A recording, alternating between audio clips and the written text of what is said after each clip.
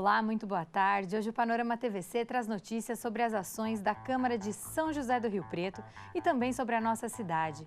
Vamos falar sobre arritmia cardíaca, que vitimou o jogador Juan Izquierdo na última semana de agosto.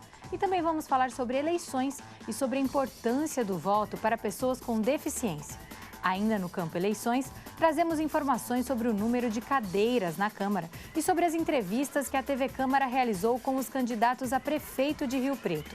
Começamos essa edição falando sobre os projetos que foram protocolados na Câmara na última semana no Legislativo em Pauta.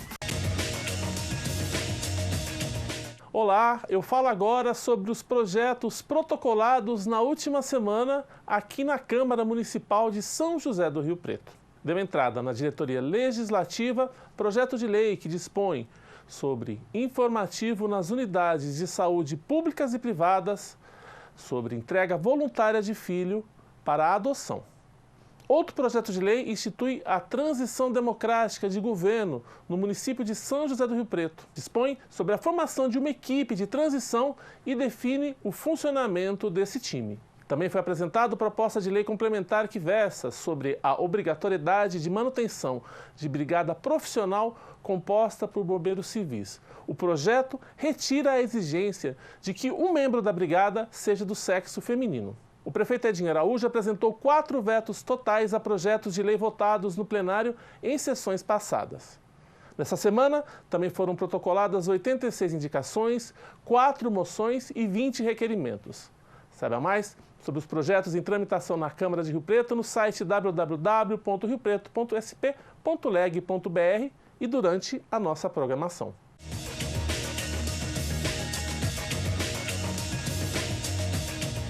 A Câmara realizou a 33ª sessão ordinária do ano. Confira o resultado das votações. Os vereadores de São José do Rio Preto realizaram a 33ª sessão ordinária do ano, com análise de 9 propostas na ordem do dia. 4 projetos em urgência na pauta foram aprovados. Proposta do Executivo que abre no orçamento fiscal do município crédito adicional suplementar no valor de R$ 2,5 milhões para a Secretaria Municipal de Planejamento Estratégico. Projeto do Executivo que abre crédito adicional especial no valor de R$ 450 mil para a Secretaria Municipal do Bem-Estar Animal. Proposta que declara de utilidade pública municipal o Centro Integrado de Ensino Superior de Rio Preto. E projeto que trata da instalação de serviços de publicidade em mobiliário urbano de Rio Preto. Foi aprovado quanto ao mérito o projeto do Executivo, que abre no orçamento fiscal do município crédito adicional especial no valor de R$ 25 mil, conforme convênio firmado entre o município e a Fundação Procon. Os vereadores aprovaram na legalidade a proposta que obriga casas noturnas e estabelecimentos similares a sinalizarem permanentemente as saídas de emergência, conforme determinação do órgão competente.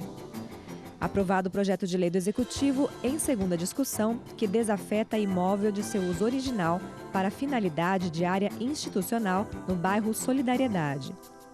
Outra proposta do Executivo, aprovada pelos vereadores, desafeta imóvel para uso institucional no Parque das Aroeiras. Os vereadores adiaram a análise do mérito da proposta do Executivo, que reestrutura o Fundo Municipal de Defesa do Meio Ambiente, o Fundema. Todos os projetos podem ser consultados no site do Poder Legislativo. Agora você confere a homenagem prestada pela Câmara aos trabalhos sociais de Rita de Cássia Zeinum, que se destaca no acolhimento de pacientes de fora da cidade que estão em tratamento de saúde em Rio Preto. A professora aposentada e empreendedora social Rita de Cássia Perim Zeinum recebeu o título de reconhecimento público da Câmara Municipal de São José do Rio Preto em sessão solene realizada na sede do Poder Legislativo da cidade.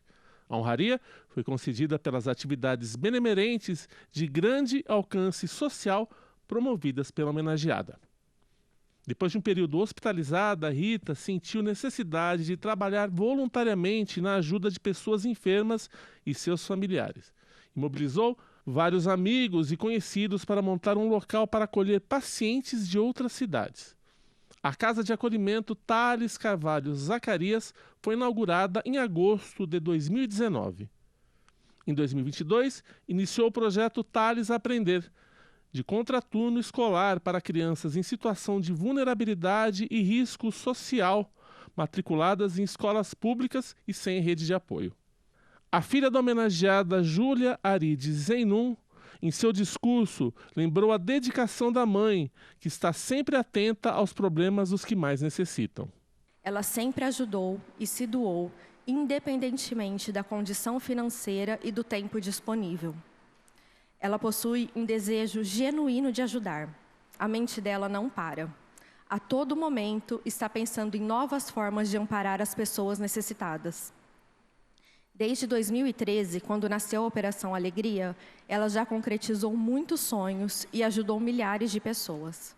Em sua fala, Rita de Cássia agradeceu a presença de todos e reconheceu as ajudas que recebeu em sua vida.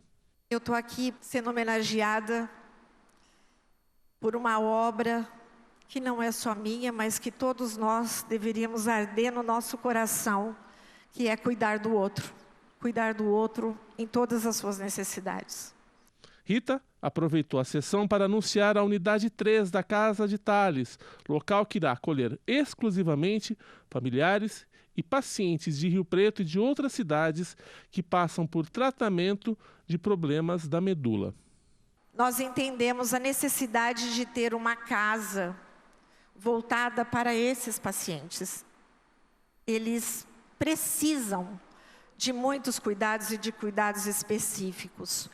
E o Dr. João me trouxe para a gente cuidar do transplante de medula, não só dos adultos, mas das crianças. Então, aqui está a planta da unidade 3 da Casa Tales.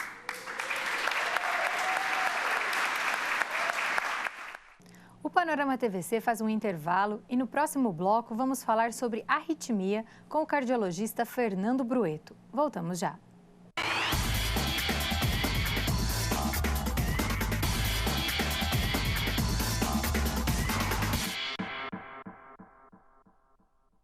Você já ouviu falar em empatia? Nada mais é do que se colocar no lugar do outro. Por exemplo, aqui na faixa de pedestre, a obrigação de parar antes da faixa é do motorista, inclusive quando não há semáforo. Mas você pode ajudá-lo. Sinalize com a mão antes de atravessar. Assim, você aumenta a visão do motorista e o alerta, caso ele esteja distraído. Pessoal em distraído, jamais atravesse a rua olhando no celular ou escutando música. Pensa bem, custa focar na tua vida pelo menos por alguns instantes? Também procure fazer contato visual com o motorista. Espere ele parar, claro. Pensar em você também é pensar no outro. Sinalize antes de atravessar. Toda faixa de pedestre é um sinal. Sinal de respeito. Detran, Governo do Estado de São Paulo. São Paulo são todos. Está pronto para mais um quiz da Câmara Municipal? O mandato do vereador é de quantos anos? A, 4 anos. B, 2 anos. C, 3 anos. Tempo.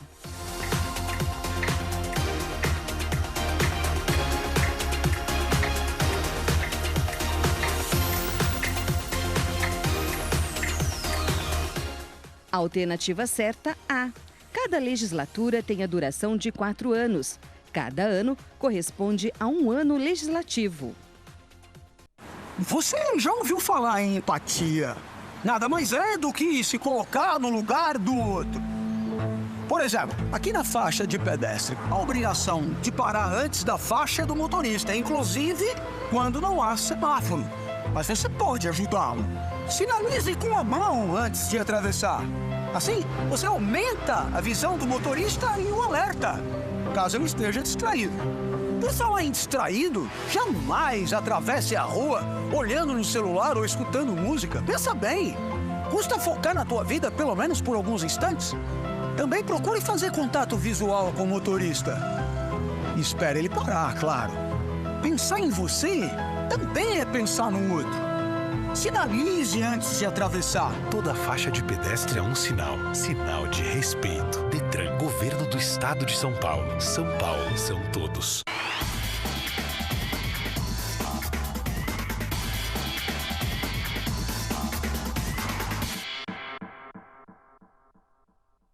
O Panorama TVC está de volta. Esse mês é celebrado o Setembro Vermelho, mês de conscientização sobre a importância de cuidar do coração e prevenir doenças cardiovasculares. E esse tema veio mais à tona com a morte do jogador uruguaio Juan Izquierdo, de 27 anos, em decorrência de uma arritmia cardíaca que chocou o Brasil e o Uruguai semanas atrás. O zagueiro do Nacional passou mal durante um jogo contra o São Paulo no Morumbi no dia 22 de agosto. Ele ficou internado por 5 dias no hospital israelita Albert Einstein, mas não resistiu e morreu.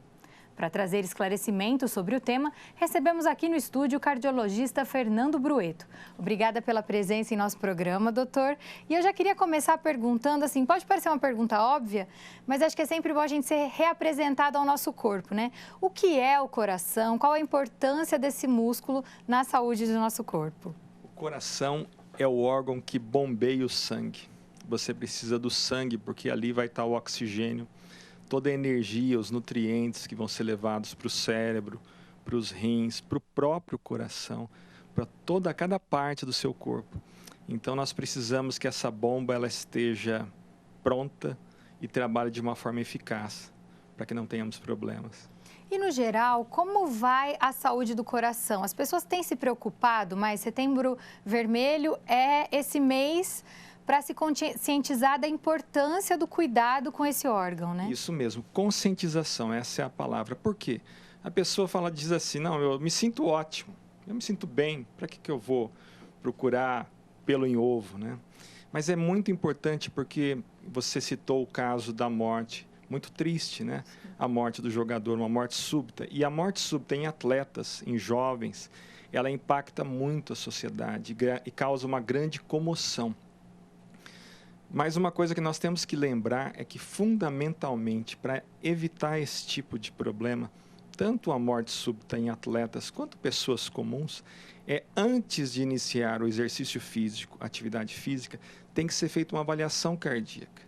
O paciente ele precisa procurar um cardiologista, vai ser feita uma entrevista, vai ser perguntado coisas sobre como antecedentes de morte súbita na família, se ele tem falta de ar, batedeira no coração, se tem desmaios, vai ser feita uma anamnese completa, um exame físico e um eletrocardiograma, no mínimo.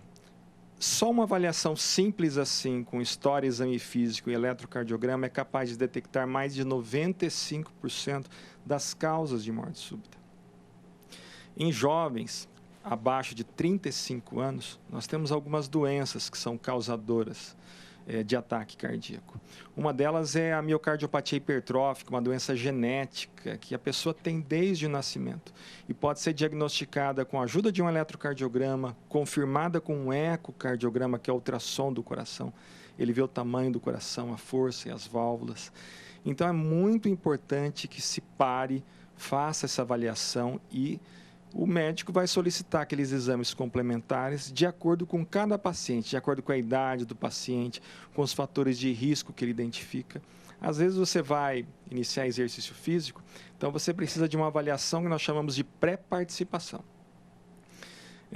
E no consultório, o médico ele vai avaliar se você tem esses fatores de risco, pressão alta, diabetes, colesterol elevado, se você fuma, se você tem uma obesidade abdominal, se você está submetido a fatores como estresse intenso, tem depressão, tem ansiedade, crises de fúria, ou trabalha em alguma atividade com carga horária muito extensa, trabalhos muito difíceis, ou cuida de pessoas que são gravemente enfermas. Todos esses fatores de risco aumentam muito a chance de um ataque cardíaco. Sedentarismo, por exemplo. O sedentarismo é um mal do nosso século. Para você ter uma ideia, entre jovens, moças, adolescentes, pode chegar a 95% a taxa, de 85% a 95% a taxa de sedentarismo, de acordo com a região que é analisada. E o sedentarismo aumenta 55% morte cardiovascular.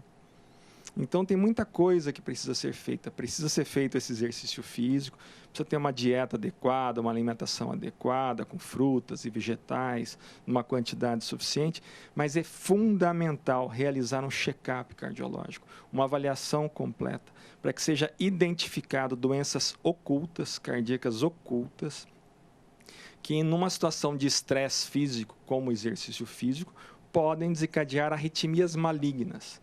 E essas arritmias malignas, elas causam a morte, que foi o que aconteceu nesse caso, infelizmente. Muitas vezes as pessoas ficam irritadas quando a academia pede, né, esse atestado médico do cardiologista, mas é importante. Tem até a lei própria, né, de solicitar essa avaliação. A academia ela precisa de um respaldo, né, ela precisa de um respaldo para uma eventualidade, um desfecho desfavorável dentro do negócio deles. Isso é muito importante, é para a segurança do próprio paciente. Do próprio atleta.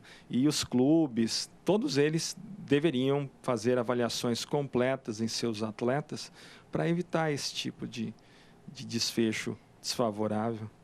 E além da arritmia, quais são as outras doenças que afetam diretamente o coração? Que outro tipo de doença pode se ter? A principal causa é o infarto agudo do miocárdio, o ataque cardíaco mesmo. O infarto agudo do miocárdio, ele é a principal causa de morte no Brasil nos últimos 10 anos. 9% das mortes. A doença cardiovascular, ele está dentro das doenças cardiovasculares. Então, tem outras doenças cardíacas também. Tem doença das válvulas cardíacas, tem doença do músculo cardíaco, que é aquele que eu te falei que de determinação genética, tem doença de acúmulo dentro do coração, tem arritmias causadas por doenças. No Brasil é muito comum a doença de Chagas. A doença de Chagas ela é causada por um protozoário e ele lesa o sistema de condução, como se ele lesasse a fiação do coração. Então, é uma causa importante de morte súbita, e ainda é uma causa muito importante em toda a América do Sul, toda a América Latina, a doença de Chagas.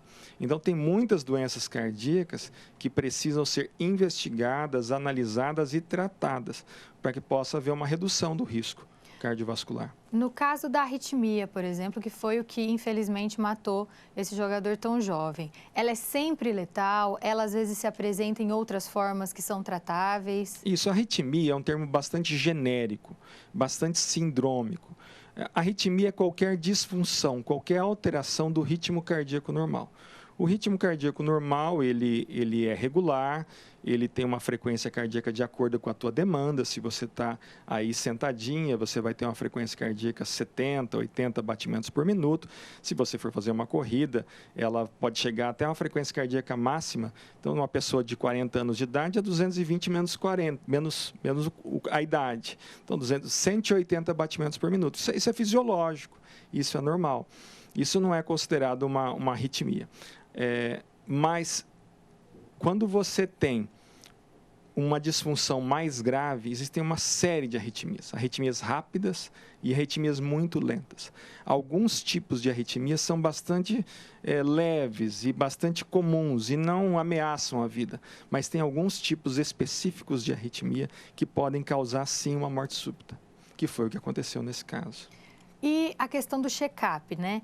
Todas as especialidades falam da necessidade de um check-up anual para se procurar por doenças silenciosas ou por indícios mais preocupantes que pode se desenvolver uma doença.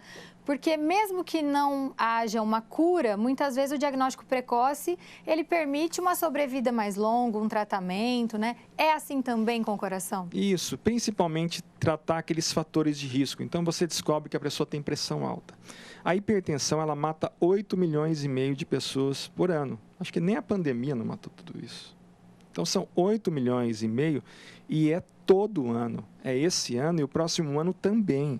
Então, ela é a principal causa de morte no mundo. Se você diagnostica uma hipertensão, você pode tratar, você pode controlar e reduzir o risco até muito próximo de uma pessoa que não tem hipertensão. Por exemplo, se a pessoa tem pressão alta, a chance de morrer de doença cardiovascular chega a 50% em toda a vida. Se ela não tem pressão alta, é no máximo 5%. Então, muda tudo. Se você diagnostica um diabetes e faz o tratamento, você evita complicações do tipo do infarto agudo do miocárdio. Se você diagnostica uma arritmia, mesmo que seja uma arritmia ventricular grave, uma dessas doenças congênitas, você pode indicar, por exemplo, existe um tipo de marcapasso específico chamado cardiodesfibrilador implantável. Ele fica monitorando o teu ritmo cardíaco 24 horas do dia, como se fosse um anjo da guarda. E se ele detectar a presença de uma arritmia, ele vai dar um choque no coração e vai restabelecer, vai resetar o coração, restabelecer o ritmo normal. Então, tem muita coisa dentro da cardiologia, é uma disciplina muito objetiva e com muitos recursos, com muita tecnologia disponível, tanto para diagnóstico quanto para tratamento adequado de toda essa gama de arritmias possíveis. O senhor comentou a questão do sedentarismo, né, de ser um grande vilão, que hoje, principalmente os jovens, estão cada vez mais sedentários. É importante, desde a infância, trazer esses hábitos? Exatamente. Esse estudo que eu falei para você, ele foi feito em escolas.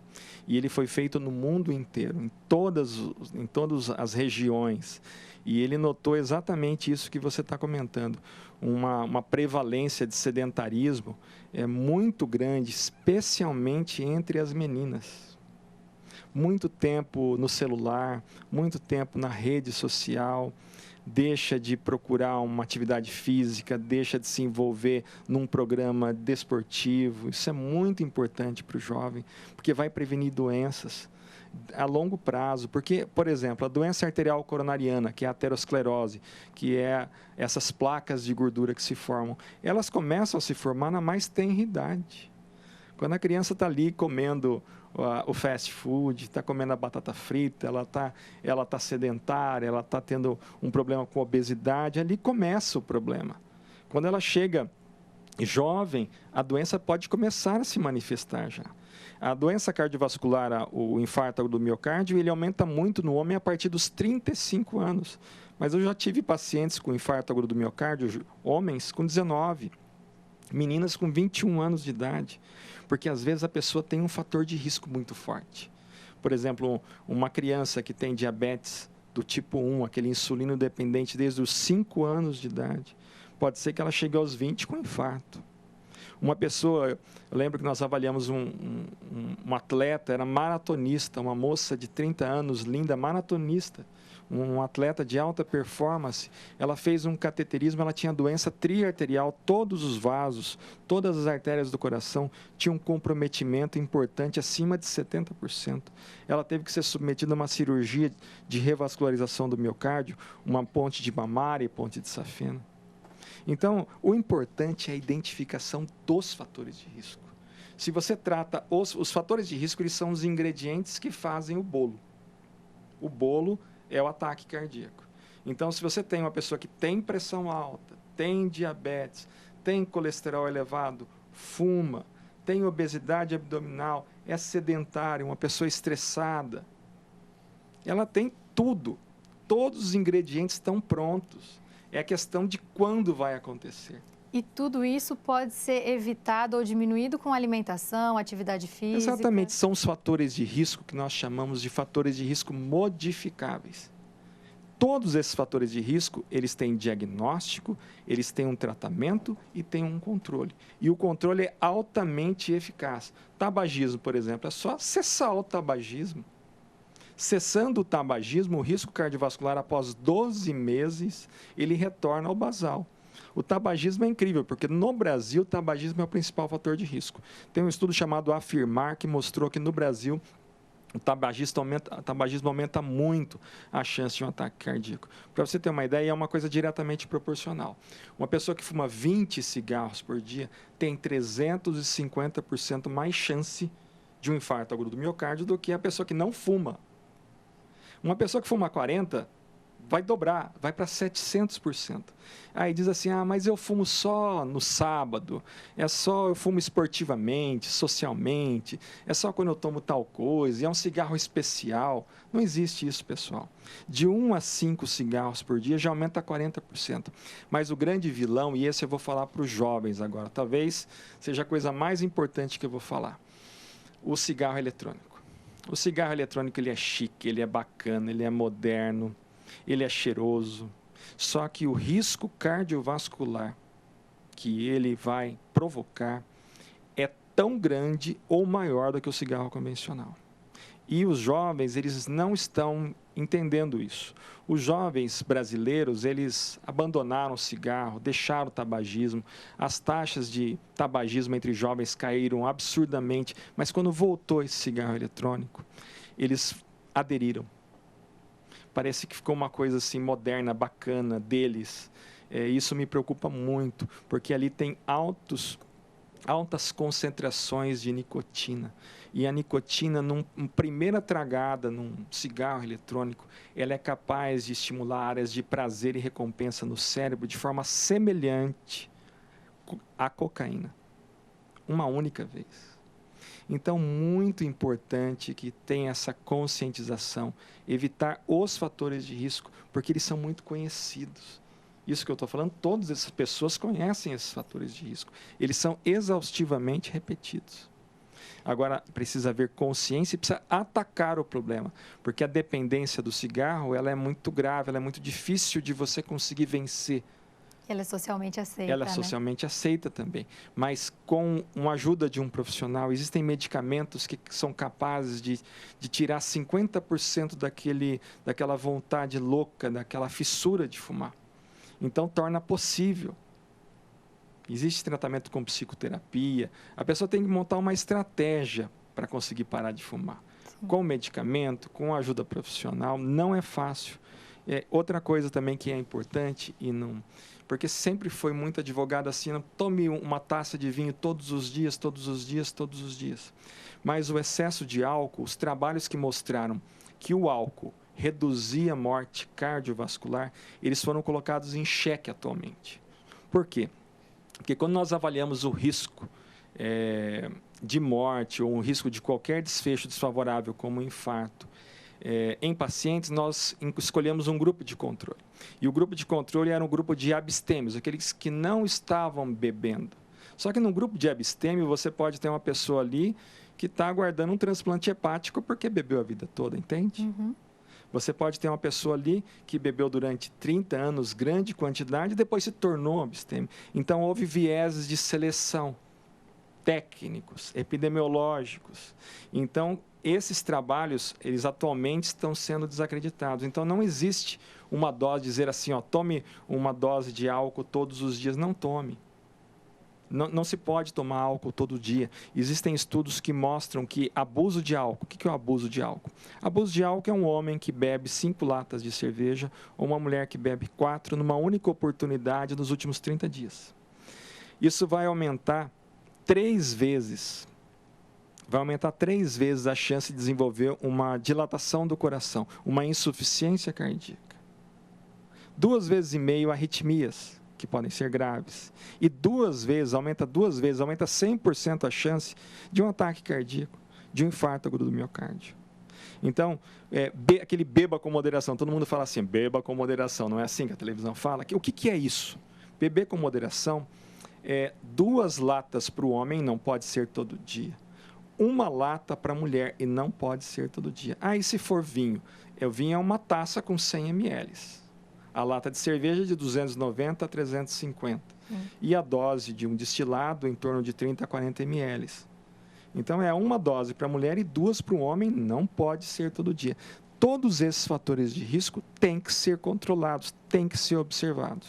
E é importante reforçar que mesmo quem já é mais velho, que fala, agora já não dá mais tempo, sempre dá tempo de dar uma diminuída nos efeitos Sempre dá nocivos. tempo, porque ele tem um impacto muito grande. A cessação do tabagismo, como eu falei para você, já em 12 meses, é diferente do câncer. A pessoa que fumou lá 30 anos maço, 40 anos maço, a conta vai chegar de todo jeito.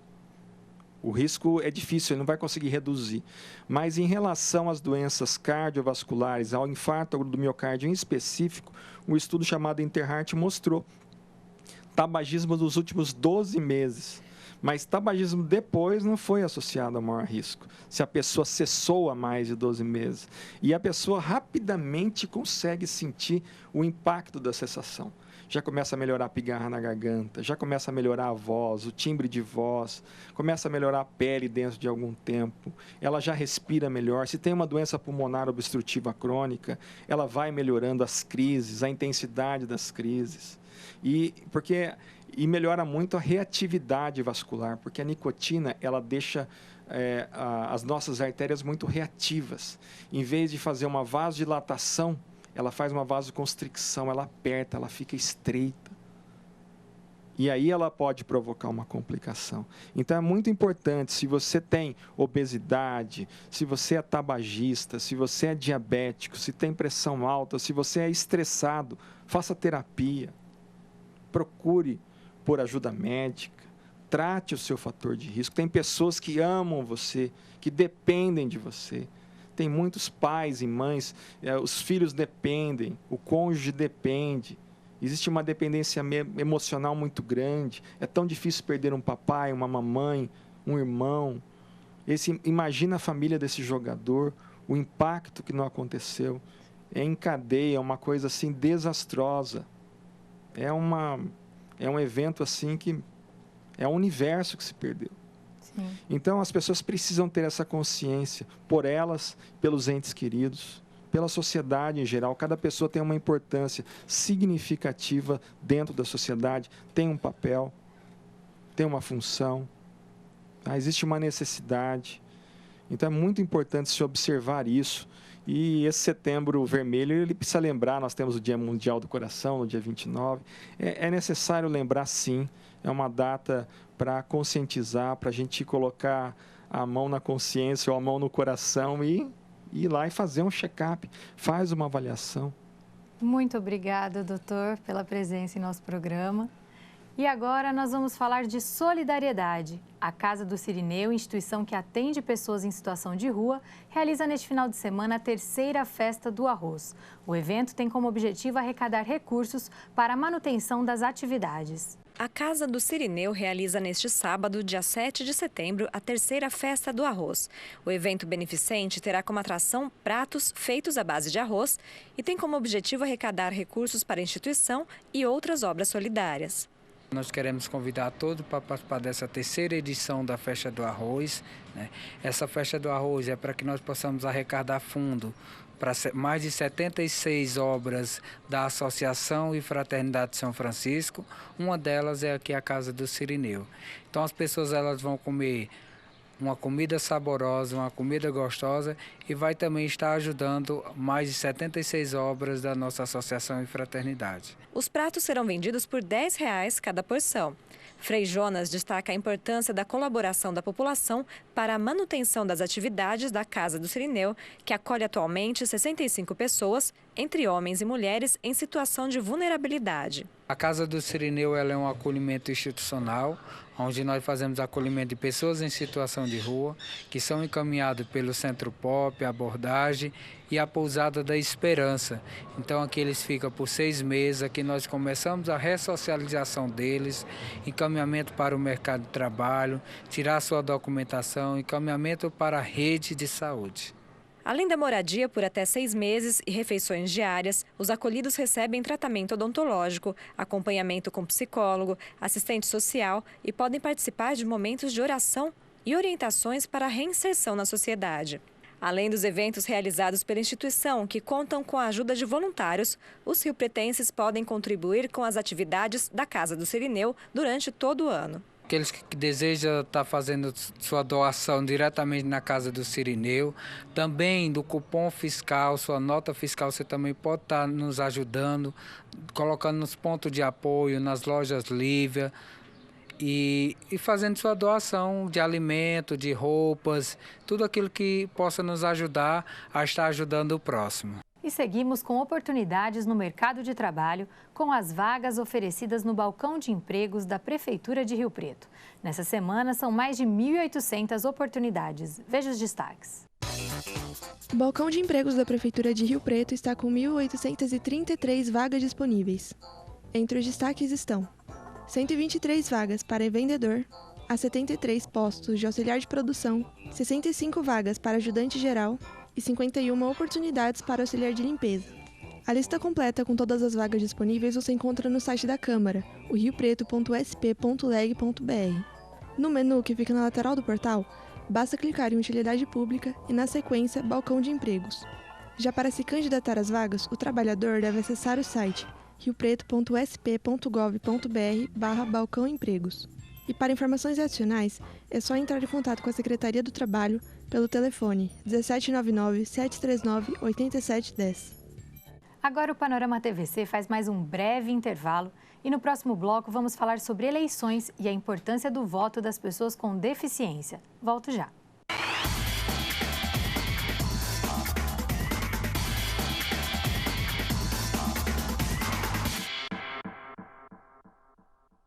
O título NET veio para deixar a vida do eleitor bem mais fácil. Dá para fazer tudo sem precisar ir para a rua. Casou e quer acrescentar o nome da esposa ou do marido no título eleitoral? Dá para fazer. Quer mudar o local de votação? Também tem como. Na página do TSE ou do Tribunal Regional Eleitoral de onde você mora, é só ir na aba Eleitor e Eleições, acessar Título Eleitoral, escolher a opção Tire seu título e então inicie seu atendimento remoto.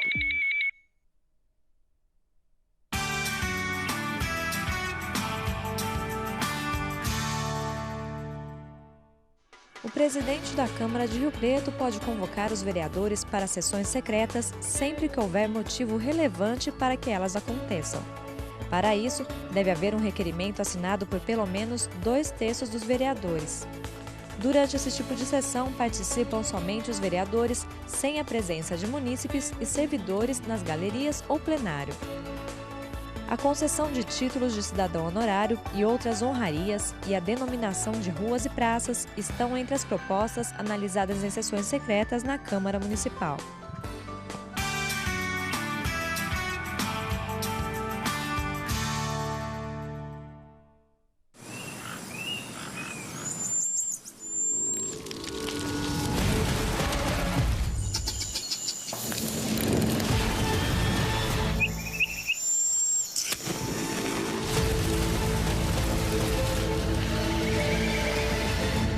Você é a única proteção que eles têm. Incêndio é crime. Operação São Paulo Sem Fogo. Evitar incêndios é responsabilidade de todos. Governo do Estado de São Paulo. São Paulo são todos. Vamos a mais um quiz da Câmara Municipal? O que é indicação? A. Documento enviado para autoridades da cidade. B. Ato escrito com sugestão de medida de interesse público ao prefeito. C. Decreto assinado pelo prefeito. Tempo.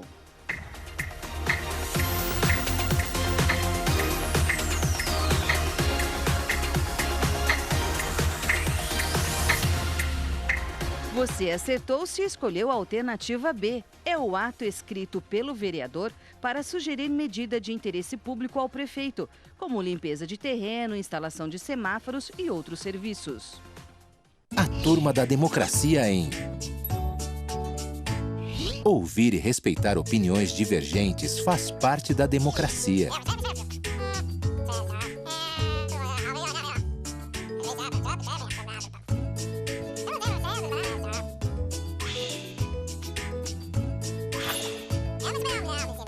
Ouvir e respeitar opiniões diferentes nos ensina a ser pessoas melhores. Mais uma prova de que democracia é todo dia.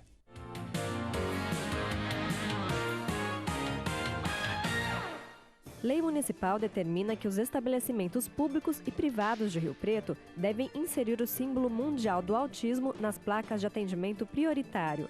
O objetivo é conscientizar os clientes sobre as necessidades do público autista e garantir o atendimento adequado.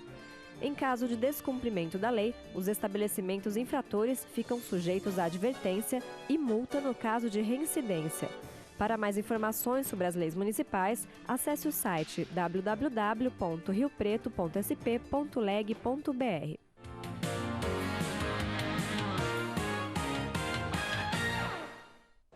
A educação profissional e tecnológica abre novos caminhos. A gente estuda o que gosta e termina o ensino médio já com uma profissão. É mais emprego, mais renda e mais oportunidade. O Ministério da Educação vai fortalecer a educação profissional e tecnológica com o programa Novos Caminhos. Mais gestão, mais capacitação, novos cursos com foco nas demandas do mercado e nas profissões do futuro. Saiba por que escolher educação profissional e tecnológica em mec.gov.br.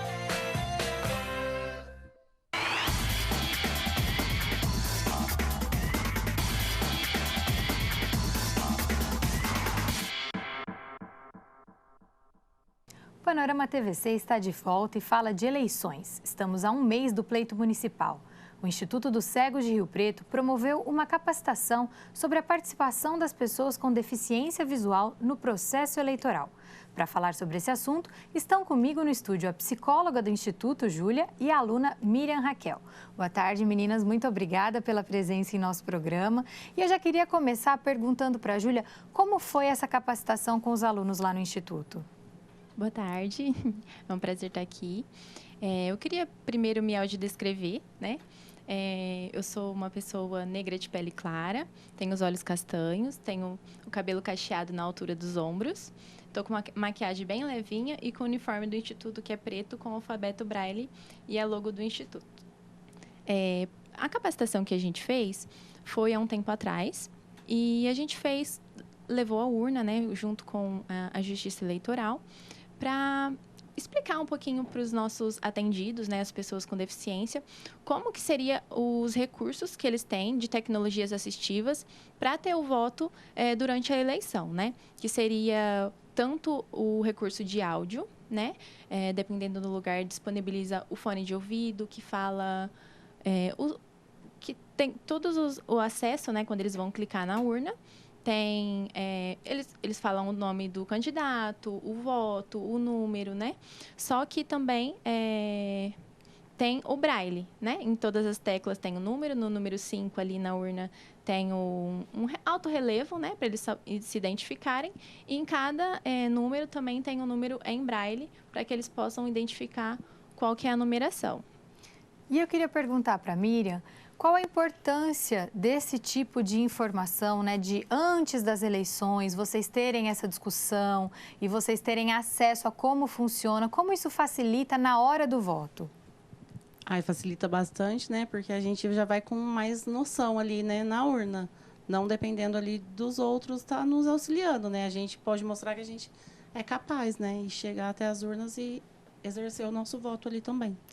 E eu queria que vocês falassem um pouquinho sobre como são essas discussões, né, políticas lá no Instituto, no sentido da importância da participação das pessoas nos pleitos, né, delas reivindicarem as suas pautas e discutirem o que é mais importante para o seu grupo, né? Como que funciona isso lá? Semanalmente, né, nós fazemos grupos, oficinas reflexivas e a gente sempre traz assuntos diversos.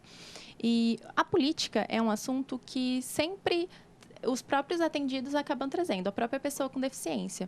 Porque a falta de acessibilidade que eles encontram no município são em todos os espaços, né? E a gente sempre conversa sobre precisar mostrar para a política, né, para as pessoas, para o governo, que realmente eles precisam de mais acessibilidade. Um exemplo de uma coisa que aconteceu foi no terminal urbano rodoviário daqui de Rio Preto, né? Eles tinham muita dificuldade, que as pessoas ficavam no piso tátil, que é a guia de referência para a pessoa que usa a bengala longa, né? Que é a bengala da pessoa com deficiência visual. E pelo piso tátil que a pessoa vai saber seguir, encontrar o ônibus. E aí, reivindicando isso, claro, o Instituto ele foi como um apoio ali, mas quem foram as próprias pessoas com deficiência, né? Os próprios atendidos, foram lá falar assim, olha, não está dando certo, as pessoas não respeitam. E por conta dessa reivindicação, que eles colocaram um recurso de áudio agora, né? Então, de 5 em 5 minutos, eles estão avisando para deixar a passagem livre para a pessoa com deficiência visual passar. Então, é sempre bom ter esse movimento de mostrar, né? Eu estou com essa dificuldade, eu preciso dessa acessibilidade, né? Eu tenho direito também, eu sou uma pessoa com deficiência, mas que eu também tenho esse direito. Miriam, e fala um pouquinho para a gente, assim, do que vocês conversam e debatem lá, tanto nas eleições quanto no dia a dia. Quais são ainda os principais desafios que vocês enfrentam? São muitos, viu? Mas o maior mesmo é a locomoção, né? Que é difícil e as pessoas entenderem as cores das bengalas, né? Que tem a baixa visão e tem o cego total também. Aí já acha que é tudo igual. E então, não já explica pra gente a diferença. Porque aí tem a bengala verde, né? Que é a que eu tô, que é a da baixa visão. E tem a branca, que é do cego total. E tem a branca e vermelha, que é do cego surdo. Então, são vários tipos de bengalas, né? Que todos precisam de uma ajuda, né? Todos necessitam ali, desde a deficiência, né? Dessa ajuda. Que é o que a gente mais sofre, né? Que é o ir e vir, né? Que tem muitas barreiras, muitas. E na questão da eleição, né? Da votação, como que foi a sua experiência com a urna? O que você sentiu? Foi bom, foi legal. A de presidente é mais difícil, que é muito mais, né, que a gente tem que escolher. Mas a de prefeito é bem fácil e só da gente poder estar indo, né, tá tendo essa liberdade de estar indo sozinho, né, porque muitos acham que a gente não, certos deficientes não têm a capacidade. Todos têm e todos podem ir mostrar o direito nas urnas e escolher quem ajuda a gente, né, a classe dos deficientes. E, além das eleições, né, dessas discussões, quais são as atividades que vocês praticam lá no Instituto? Lá no Instituto tem várias. Tem o Braille, tem o grupo da psicóloga, tem culinária, artesanato, judô, academia, informática. Isso. O Instituto é um centro de reabilitação, né? Então, a pessoa ela entra lá, às vezes por conta de que perdeu a visão recente, por conta de algum acidente ou alguma comorbidade, né? E lá ela vai passar por todo um processo para se reabilitar. Então, ela passa por uma avaliação, por uma equipe multidisciplinar, né? E a gente vai focar ali nas atividades que é mais funcional para aquela pessoa. Primeiro, a orientação em mobilidade, que é uma das questões mais importantes, que é para aprender o uso da bengala, para ter mais autonomia, né? Depois, as atividades de vida diária e prática, como a culinária, né? Como essa pessoa, que a gente vem, né, de uma sociedade que é muito capacitista, que enxerga a pessoa com deficiência como incapaz de fazer as coisas, né? E muitas vezes, esse pensamento vem das próprias pessoas com deficiência, porque elas nunca tiveram acesso a tecnologias assistivas, por exemplo. O uso do celular é algo muito legal, que muitas pessoas, às vezes, demoram para procurar um instituto por conta de que tem todo um processo, né? Você perdeu a visão, processo de aceitação. E quando eles chegam lá, eles se deparam com um mundo completamente diferente. De que as pessoas com deficiência visual, elas podem mexer no celular, elas podem criar grupo no WhatsApp, elas têm momentos de lazer, né? Muitos fazem churrascos, né, Raquel? Tem a parte... a vida mesmo, né? E muitas vezes as pessoas não enxergam isso, né? Sempre num pensamento muito capacitista de que é uma discriminação mesmo, um preconceito com pessoas com deficiência, de que elas não são capazes de fazer as coisas, mas elas são capazes de fazer de uma forma diferente, né? Diferente da que nós estamos acostumados, não que elas não possam fazer, né? Por isso que é muito importante o uso das tecnologias, que nem na questão da urna, né? É uma tecnologia assistiva o uso do áudio, o uso do braille, né? Para que eles possam ser capazes de votar sozinhos. Ô Miriam, e conta pra gente um pouquinho, então, para quem está assistindo, como que você chegou ao Instituto dos Cegos, como que é a sua experiência lá dentro, a questão das amizades, churrasco, como que funciona essa parte de socialização também? Foi muito bom, viu? Eu demorei, né, para aceitar a deficiência em si, mas a partir do momento que eu cheguei lá dentro, eu vi que era um mundo totalmente diferente do que eu imaginava. Eu achava que era assim, né? Nossa, tudo cego, coitados, né? E eu também estava ali no meio, chegando, e não era nada disso. Todo mundo tem suas dificuldades, mas todo mundo é capaz, todo mundo faz no seu tempo. Me acolheram muito bem, desde a orientação e mobilidade, tudo. Hoje eu faço tudo, não deixo de fazer nada. E o Instituto é uma bênção, uma maravilha nas nossas vidas. E quem tiver interesse no trabalho de vocês, Júlia, como que pode chegar ao Instituto? Como que pode ter informação? Como pode se inscrever? Como que funciona? Nós somos super abertos, né? muita gente vem nos procurar, né, para querer divulgação, entender. Muita gente, às vezes, locais, né, que quer saber sobre como adequar o ambiente para o deficiente visual, a gente também está sempre aberto. Agora, na questão de uma pessoa, né, que tem deficiência, que quer procurar um instituto, nós atendemos via SUS, então é totalmente gratuito. Nós só vai precisar da guia mesmo de referência e contra-referência que pegam nas unidades básicas de saúde, e aí tem um tempinho para ser aprovada, né, mas pode ser encaminhada para o instituto e atendido lá com a gente. Legal, muito obrigada. E para quem quiser mais informações sobre o Instituto Rio Pretense dos Cegos Trabalhadores, pode entrar em contato pelo telefone, que é o 3355-5000, ou ir até lá conversar com eles. Como a Júlia falou, eles estão sempre abertos para dar orientação, para conversar, né? Que fica na Rua Dr. Cleo de Oliveira Roma, 200, no Jardim Morumbi. Muito obrigada, viu, meninas? Obrigada, eu que agradeço. E nós seguimos falando de eleições municipais. Nesse ano, os riopretenses irão eleger 23 vereadores para a Câmara Municipal, um aumento de 6 cadeiras em relação à legislatura atual. Saiba como funciona o cálculo que determina o número de vereadores em um município com a repórter Mariana Dyer.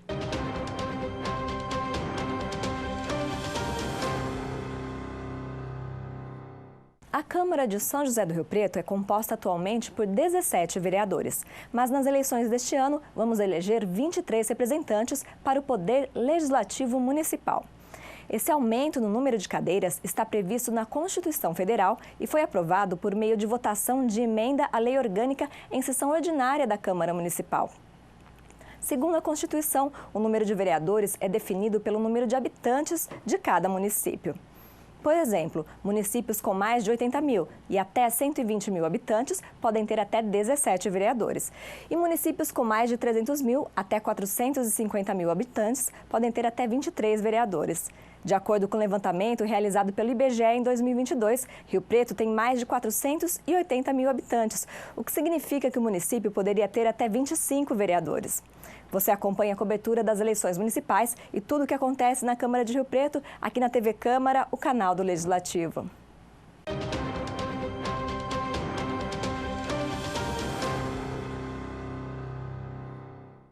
Para ajudar os eleitores riopretenses a conhecerem as propostas dos candidatos ao Executivo, a TV Câmara realizou uma série de entrevistas que podem ser conferidas na nossa programação e redes sociais.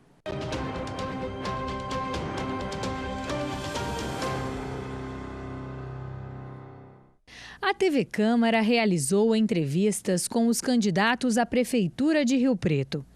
Todos os pretendentes ao cargo de prefeito foram entrevistados ao vivo no estúdio do canal do Legislativo e responderam a perguntas sobre seus planos de governo e assuntos a respeito da cidade. Cidadãos também fizeram perguntas nas ruas, com dúvidas sobre educação, saúde e demais assuntos que impactam o cotidiano de quem vive em Rio Preto. Para conferir as entrevistas, todas com duração média de 1 hora, você acompanha os horários de reprise na nossa programação. Mas também pode acessar o nosso canal no YouTube, onde todas estão disponíveis na íntegra. Basta procurar por TV Câmara Rio Preto.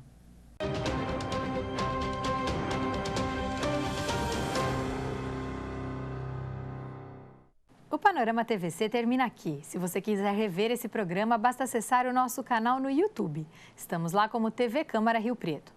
Todas as informações do Legislativo Riopretense você encontra em nosso site, o riopreto.sp.leg.br, e também em nossas redes sociais. Estamos no Facebook e no Instagram. Muito obrigada pela audiência e até o próximo programa.